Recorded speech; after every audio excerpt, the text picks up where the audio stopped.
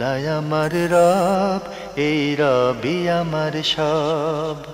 দামে দামে তুন মনে তারি অনুভব। তোমার দুনিয়াতে আমি যেদিকে তাকাই, অথই নিয়ামতে ডুবে আছি সবাই। পাক পাখালির গানে শুনি তসবি কলো রব, তসবি কলো রব। আল্লাহ আমার রব, এই রবি। আসসালামু আলাইকুম, আলহামদুলিল্লাহ, আসসালাতু ওয়াসসালামু আলা রাসূলিল্লাহ। প্রিয় দর্শক, আপনারা যারা দেশে আছেন প্রবাসে, সবাইকে জানাই অনেক অনেক প্রীতি ও শুভেচ্ছা। শুরু হলো অ্যান্টিবা আয়োজিত এবং লাভ হলো নিবেদিত অনুষ্ঠান আপনার জিজ্ঞাসা। আপনাদের সাথে আছি আমি জয়নুল আবেদিন আজাদ, আর আপনাদের মনে লাগা প্রশ্নের জিজ্ঞাসার জবাব দিচ্ছেন বিশিষ্ট আলেম ডক্টর মোহাম্মদ সাইফুল্লাহ। আসসালামু আলাইকুম ওয়া রাহমাতুল্লাহি ওয়া বারাকাতুহু। প্রিয় দর্শক, চলুন তাহলে জিজ্ঞাসার জগতে। শুরুতে একটি ইমেল পাঠিয়েছেন মিম শিকদার কিশোরগঞ্জ থেকে। লিখেছেন, আমি আপনার জিজ্ঞাসার একজন নিয়মিত দর্শক। আমার 3টি প্রশ্ন জানার আছে। 1, আমার শ্বশুর 2012 সালে হজ করে এসেছেন। তিনি নিয়মিত 5 ওয়াক্ত নামাজ পড়েন, তবে তিনি টিভি দেখেন, মোবাইলে গান শোনেন এবং গান শোনার সময় নিজেও মুখে মুখে গান করেন। এখন ওনার এসব কাজ কি ধর্মীয় মতে ঠিক হচ্ছে? ঠিক না হলে আমরা কি করতে পারি? ধন্যবাদ আপনাকে। আপনার শ্বশুর হজ করে এসেছেন, তারপরে তিনি যে কাজগুলো করতেছেন সেগুলো আপনি উল্লেখ করেছেন। তার এই কাজগুলো ধর্মীয় মতে মোটেও ঠিক নয়। তিনি হজ করেছেন, কিন্তু হজ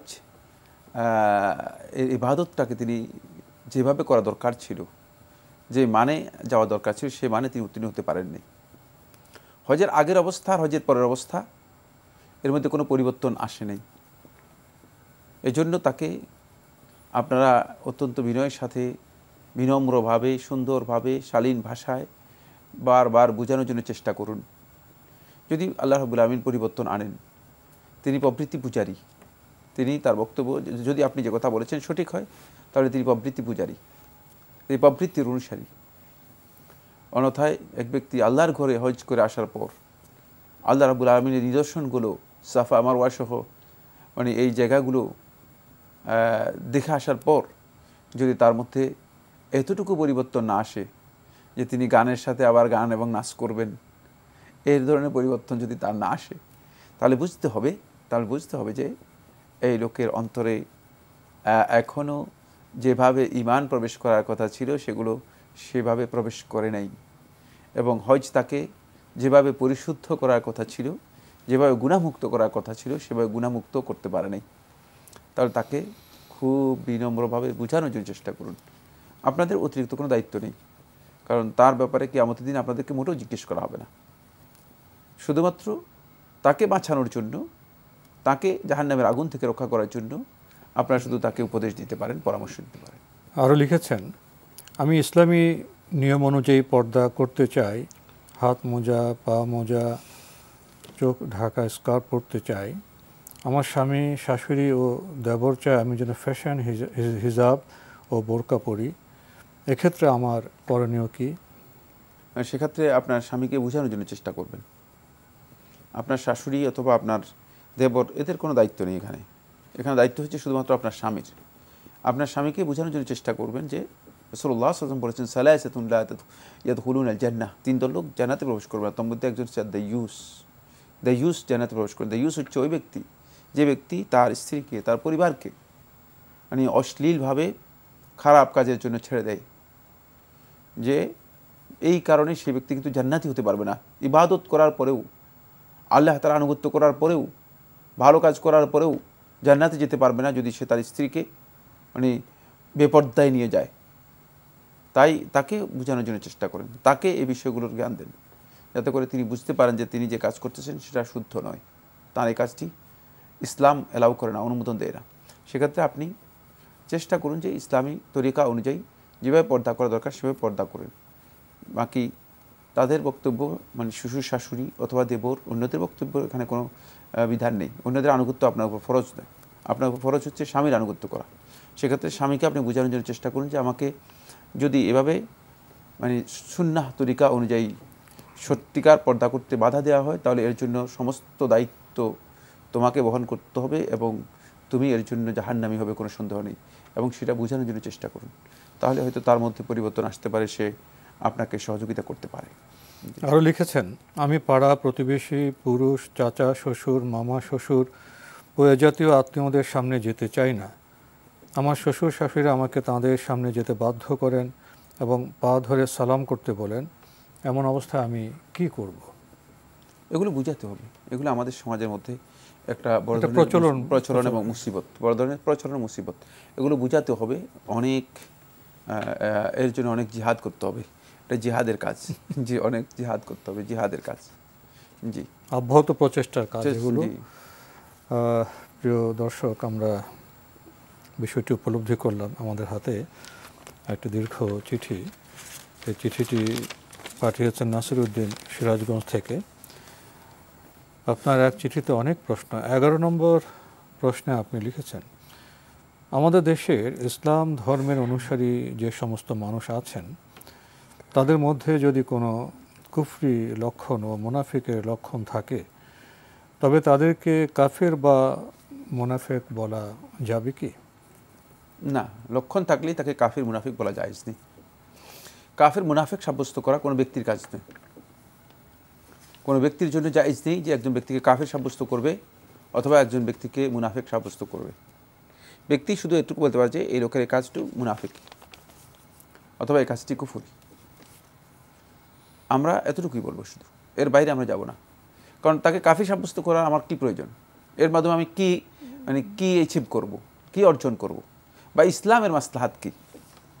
যদি ইসলামের কোনো মাসলাহাত না থাকে, তাহলে আমার ব্যক্তির মাসলাহাত সেখানে কি আছে? ব্যক্তির মাসলাহাত এটা আছে যে একজনকে হেয় করা, তুচ্ছ করা, একজনের প্রতি অবজ্ঞা করা অথবা তাকে লাঞ্ছিত করার জন্য চেষ্টা করা। কোনো প্রয়োজন নেই, কোনো প্রয়োজন নেই। আপনি তার কাজটা যে কুফরি সেটা বললেই যথেষ্ট, যে এই ধরনের কাজ কুফরি। কিন্তু ইসলামের মাসলাহাত হচ্ছে যদি সে কাফির সাব্যস্ত হয়, তাহলে রাষ্ট্রীয়ভাবে তাকে কাফির সাব্যস্ত করা হবে, তার সম্পদ ক্রোধ করা হবে, তাকে শাস্তি দেওয়া হবে, মোরতাদ হিসেবে তাকে হত্যা করা হবে, ইত্যাদি ইত্যাদি প্রচুর। রাষ্ট্রের কাজ, রাষ্ট্রের কাজ, এটা রাষ্ট্রের কাজ। সুতরাং আপনি কোনো ব্যক্তিকে সুনির্দিষ্ট করে কাফির অথবা মুনাফিক নির্ধারণ করে দেবেন না, এটা কাজ নয়, আমাদের এটা কাজ নয়। আরও লিখেছেন, কিয়ামত যখন সংঘটিত হবে তখন আসরে নামাজের সময় মসজিদ ভর্তি লোক থাকবে কিন্তু ঈমান থাকবে না, নাকি যখন সংঘটিত হবে তখন আল্লাহর নাম নেওয়ার কোনো ব্যক্তি থাকবে না? কোন বক্তব্য সঠিক? না, আপনি আসরে নামাজের সময় কিয়ামত হবে, মসজিদ ভর্তি লোক থাকবে, ইমাম থাকবে না, এই বক্তব্য সঠিক নয়। দ্বিতীয় নম্বর হচ্ছে আল্লাহর নাম নেওয়ার মতো লোক থাকবে না। এটা একটা হাদিসের দিক নির্দেশনা থেকে বোঝা যায়। লা তাকুমু সাআতু হাত্তা ইয়াকুল আল্লাহ আল্লাহ, যে আল্লাহ আল্লাহ বলার মতো ব্যক্তি থাকা পর্যন্ত কিয়ামত হবে না। এখান থেকে বোঝা যায় যে আল্লাহ রাব্বুল আলামিনের নাম উচ্চারণ করার মতো লোক যখন থাকবে না, তখনই আল্লাহ সুবহানাহু ওয়া তাআলা আল্লাহ তাআলা এই নির্দেশ আসবে এবং কিয়ামত হয়ে যাবে, কিয়ামত হয়ে যাবে। এই হাদিস, একটা হাদিস থেকে এভাবে বোঝা যায়, কিন্তু হুবহু আপনি যে টেক্সটটি বলেছেন এই টেক্সটে হাদিসটি আসেনি। আমি যেভাবে বলেছি হাদিসটি এভাবে এসেছে। আমরা জানলাম বিষয়টি সম্পর্কে। প্রিয় দর্শক, আমাদের হাতে আরও একটি ইমেল পাঠিয়েছেন ফাহিম চৌধুরী, খিলগাঁও, ঢাকা থেকে। আপনি লিখেছেন, শয়তান মানুষের রূপ ধরে এসে মক্কার মুশরিকদের কখনো কখনো মুসলিমদের বিরুদ্ধে উৎসাহ জুগিয়েছিল। আমার প্রশ্ন, এখনও কি এমনটা হতে পারে যে শয়তান মানুষের রূপ ধরে এসে কাউকে পথভ্রষ্ট করার চেষ্টা করছে? শয়তান মানুষের রূপ ধরে বিভিন্ন সময় মানুষদেরকে পথভ্রষ্ট করতে পারে এবং সে কাজে শয়তানের পারদর্শিতা অনেক আগেও ছিল, মানে এখনও শয়তানের এই পারদর্শিতা আছে। শয়তান মানুষের রূপ দিয়ে বিভিন্নভাবে মানুষদেরকে বিভ্রান্ত করার জন্য, প্রবঞ্চিত করার জন্য, প্রতারিত করার জন্য বিভিন্ন প্রচেষ্টা শয়তান চালাতে পারে। যেহেতু শয়তানের কাজই হচ্ছে দুটি, একটা হচ্ছে তাখনিস, মানুষদেরকে প্রতারিত করার জন্য, মানে সামনে বামে ডানে ইত্যাদি থেকে মানুষের কাছে এসে বিভিন্নভাবে ছো মারা। আরেকটা হচ্ছে আল ওয়াসওয়াসা, দূর থেকে অন্তরের মধ্যে কুমন্ত্রণা দেওয়ার জন্য চেষ্টা করা। সুতরাং এই কাজগুলো দিয়েই শয়তান মানুষের মধ্যে কাজ করে, এই পদ্ধতিতে শয়তান কাজ করে। সেক্ষেত্রে শয়তান কখনো কখনো মানুষের মানে ছবি ধারণ করে আসতে পারে। কিন্তু বর্তমানে কি শয়তান আদৌ মানুষের ছবি ধরার প্রয়োজন আছে? এটাও শয়তান নিজেও ব্যর্থ হয়ে গেছে সম্ভবত। কারণ আমরা জানি যে শয়তানের চেয়ে ভয়ঙ্কর শয়তান আদম সন্তানদের মধ্যে হয়ে গিয়েছে। তো শয়তান যাদের কাছ থেকে আল্লাহর কাছে পানা চাইতে পারে, জিন শয়তান এবং মানব শয়তান। হ্যাঁ, মানব শয়তান এমন পর্যায়ে গিয়েছে যে মানে যে জিন শয়তান আছে সে নিজেই মানব শয়তানদের অনেকের কাছ ব্যাপারে আল্লাহর কাছে আশ্রয় চাইছে যে আল্লাহ এরা এত বড় শয়তান যে আমি তো আসলে ওই শয়তান, আমরা তো এদের পেছনে পড়ে গেলাম। কারণ তার চেয়ে ভয়ঙ্কর শয়তান মানুষদের মধ্যে এখন পাওয়া যাচ্ছে। সুতরাং শয়তান এখন মানুষের ছবি নালিয়েও চলবে। হাতে একটি ইমেল পাঠিয়েছেন সালেহিন ইয়াদ, লিখেছেন আমার মা 2020 সালের 4 মার্চ আল্লাহর কাছে চলে যান। তিনি এক শব্দে কোরআন শিক্ষার আপনার জিজ্ঞাসা এর নিয়মিত দর্শক ছিলেন। তিনি ঘরের কাজ শেষ করার পর সময় পেলে বিভিন্ন দোয়া সূরা এর ফজিলত জানা ও সেই অনুযায়ী আমল করার জন্য ওয়াজ দেখতেন। ফরজ সুন্নত ইবাদতের পাশাপাশি বেশি করে নফল ইবাদতগুলো আল্লাহর সন্তুষ্টির জন্য চেষ্টা করতেন। আমার মায়ের জন্য দোয়া করবেন। আমরা দোয়া করি আল্লাহ সুবহানাহু ওয়া তাআলা তাকে ক্ষমা করুন এবং আল্লাহ রাব্বুল আলামিন তার গুনাহ খাতা যেগুলো আছে সেগুলোকে মুছে দিয়ে আল্লাহ সুবহানাহু ওয়া তাআলাকে জান্নাত দান করুন। জি, মায়ের প্রতি অনুভূতি ব্যক্ত করার পরে আপনি প্রশ্ন করেছেন, সম্মানিত মায়েরা সন্তানের জন্য অনেক শারীরিক, মানসিক, আত্মিক কষ্ট করেন কোনো প্রতিদান ছাড়াই। আল্লাহ তাদেরকে সেরকম ভালোবাসা দিয়েছেন। মায়েরা কি আল্লাহর বিধান মেনে নেওয়ার পাশাপাশি এত কষ্ট করলে সেজন্য হিসাবের দিন বিশেষ কোনো প্রতিদান আল্লাহ তাদেরকে দেবেন? আল্লাহ সুবহানাহু ওয়া তাআলা তো তাদের কাছ থেকে সবই উঠিয়ে দিয়েছেন। দুনিয়ার যত কাজ আছে সব তাদের উপর থেকে উঠিয়ে নিয়েছেন। আখিরাতে যত কাজ আছে সব উঠিয়ে নিয়েছেন। শুধু 4টি কাজ তাদেরকে দিয়েছেন, শুধু 4টি কাজ। ফরজ 5 ওয়াক্ত ফরজ আদায় করবে, রমাদান মাসের সিয়াম পালন করবে, আর নিজের সম্ভ্রম ইজ্জত হেফাজত করবে। 4 নম্বর হচ্ছে স্বামীর আনুগত্য করবে। এই 4টি কাজ করলে জান্নাত। সুতরাং তাদের কাছ থেকে সবই উঠিয়ে নেওয়া হয়েছে। তা আর আল্লাহ রাব্বুল আলামিন এর চেয়ে ডিসকাউন্ট দেওয়ার আর কোনো সুযোগ নেই এই পৃথিবীতে। মানে এর চেয়ে বড় ডিসকাউন্ট তারা যে ডিসকাউন্ট পেয়েছে এই ডিসকাউন্ট আর পৃথিবীর কোনো আল্লাহ তাআলার কোনো সৃষ্টি পায়নি। তাদেরকে পরিপূর্ণ ডিসকাউন্ট দিয়ে দেওয়া হয়েছে। কিন্তু এরপরেও যদি তারা আল্লাহ রাব্বুল আলামিনের আনুগত্য থেকে বাইরে চলে যায় তাহলে তো অবশ্যই তাদের শাস্তি পাবে। এখানে পরিপূর্ণ ডিসকাউন্ট করে দিয়েছে, আর কোনো কিছুই তাদের প্রয়োজন নেই, কোনো কিছুর প্রয়োজন নেই। এই 4টি হলে রাসূলুল্লাহ সাল্লাল্লাহু আলাইহি ওয়াসাল্লাম বলছেন যে জান্নাতের 8টি দরজায় যে কোনো দরজা দিয়ে সে প্রবেশ করতে পারবে। জি, লিখেছেন সন্তান আল্লাহর সন্তুষ্টির জন্য ভালো কাজ করলে তার থেকে সওয়াব নেকি কি পিতা মাতারা পাবেন? হ্যাঁ, সন্তানের নেক আমল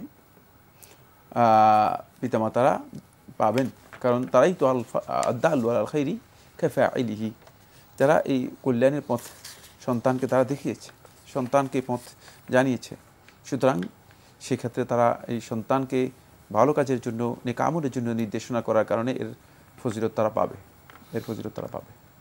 লিখেছেন পিতামাতা যদি জীবদ্দশায় যেসব ভালো আমল করত তাদের দেখাদেখি শরীয়ত মোতাবেক সে আমল সন্তানরা আল্লাহর সন্তুষ্টির জন্য করে, তাহলে মরহুম পিতামাতা কি সেজন্য সওয়াব পাবেন? একই কথাই, একই প্রশ্নকে দুইভাবে উল্লেখ করেছেন। হ্যাঁ, অবশ্যই সওয়াব পাবেন। আমরা জানলাম বিষয়টি সম্পর্কে। প্রিয় দর্শক, আমাদের হাতে একটি চিঠি পাঠিয়েছেন কবির চৌধুরী, বগুড়া রোড, বরিশাল থেকে। লিখেছেন আপনাদের অনুষ্ঠান দীর্ঘজীবী হোক। রাস্তার বিভিন্ন স্থানে দেখা যায় আলেমগণ মাইক দিয়ে মসজিদ মাদ্রাসার জন্য টাকা সংগ্রহ করেন। রাস্তা দিয়ে ভালো মন্দ সব ধরনের লোক চলাচল করে। বেনামাজি, ঘুষখোর, জুলুমবাজ তারা যদি কিছু হালাল টাকা দান করে আলেমগণ খুশি হয়ে বলেন এই মসজিদ মাদ্রাসা আপনাদের জন্য সুপারিশ করবে। আবার যে সমস্ত মহিলা জঘন্য অশ্লীলভাবে চলাচল করে তারা যদি কিছু হালাল টাকা দান করেন আলেমগণ খুশি হয়ে বলেন হে আল্লাহ, এই সমস্ত মহিলাগণকে হযরত আসিয়ার সঙ্গে জান্নাতবাসী করে দিও। এটা ধর্ম ব্যবসায়ী আলেমদের মন গড়া বক্তব্য। আল্লাহ সস্তায় জান্নাত বিক্রি করতে নিষেধ করেছেন। আপনি সূরা বাকারার 41 নম্বর আয়াতের প্রসঙ্গ এখানে ব্র্যাকেটে উল্লেখ করেছেন। আপনি আরও সংযোজন করেছেন, বলা উচিত ছিল শুধুমাত্র ভালো লোকেরা টাকা দেবেন, খারাপ লোকেরা হারাম হালাল কোনো টাকা দেবেন না, টাকা দিলেও কোনো সওয়াব হবে না। ব্র্যাকেটে আপনি সূরা তাওবার 53 নম্বর আয়াতের প্রসঙ্গ উল্লেখ করেছেন। এরপরে প্রশ্ন করেছেন এই ভূমিকার পরে উক্ত বক্তব্য কি সমর্থন করেন? না, আমরা আপনার বক্তব্য সমর্থন করি না। আপনার বক্তব্য পুরোটাই তো ভুল। প্রথমে আপনি আলেমদের বিরুদ্ধে বলেছেন, তারপরে আবার আলেমদের প্রতি বিরুদ্ধে বলতে গিয়ে এক পর্যায়ে তাদেরকে ধর্ম ব্যবসায়ী বলে দিয়েছেন, যারা আল্লাহর পক্ষ থেকে সার্টিফাইড, যাদেরকে আল্লাহ রাব্বুল আলামিন কোরআনে সম্মান করেছেন। আপনি কেঠা কে? আপনি তাদেরকে মানে ধর্ম ব্যবসায়ী বলছেন?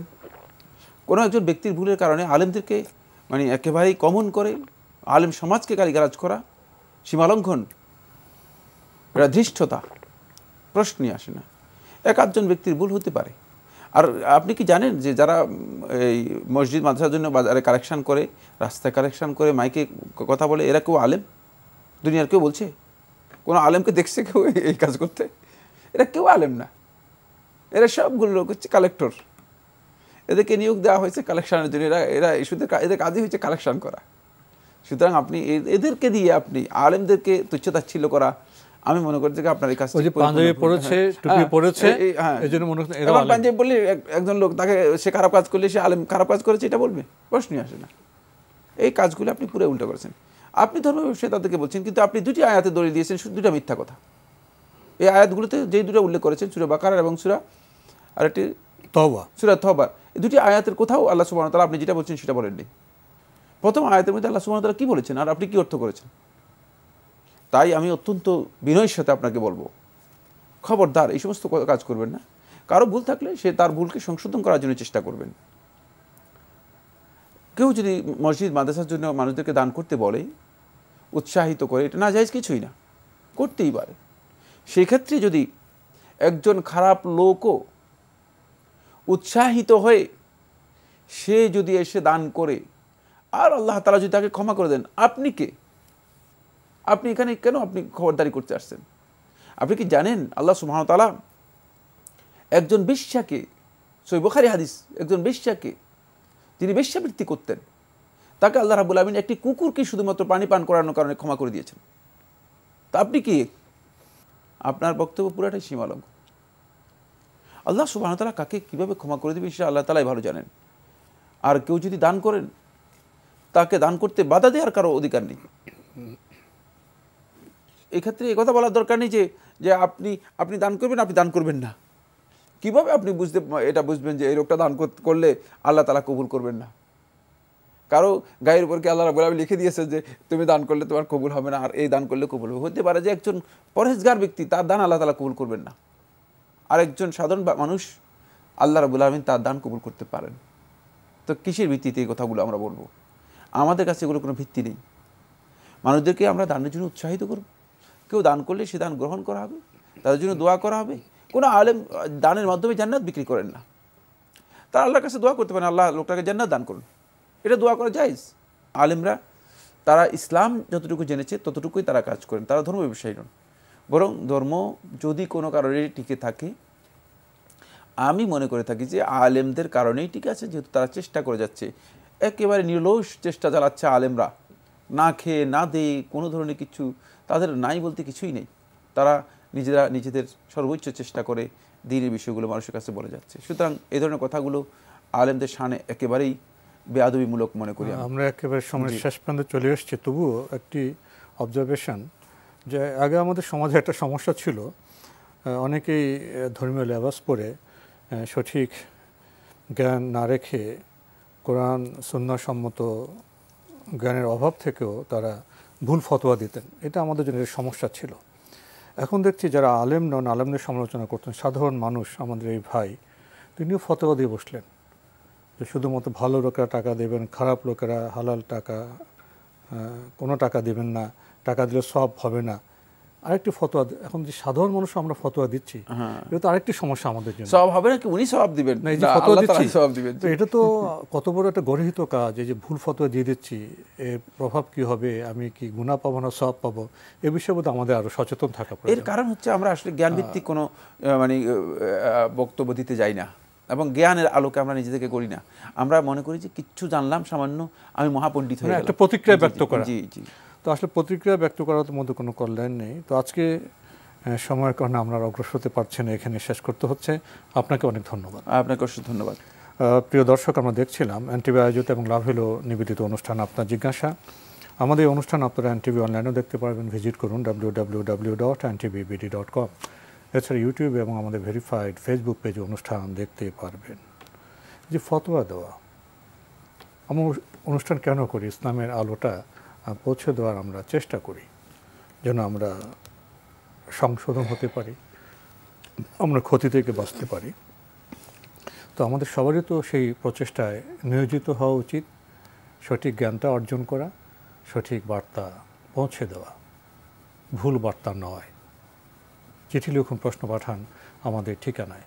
পরিচালক আপনার জিজ্ঞাসা, এনটিভি, বিএসসিসি ভবন, 7ম তলা, 102 কাজী নজরুল ইসলাম এভিনিউ, কারওয়ান বাজার, ঢাকা 1215।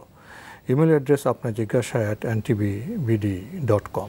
প্রিয় দর্শক, মহান আল্লাহ আমাদের সবাইকে নিরাপদে রাখুন শান্তিতে। আসসালামু আলাইকুম।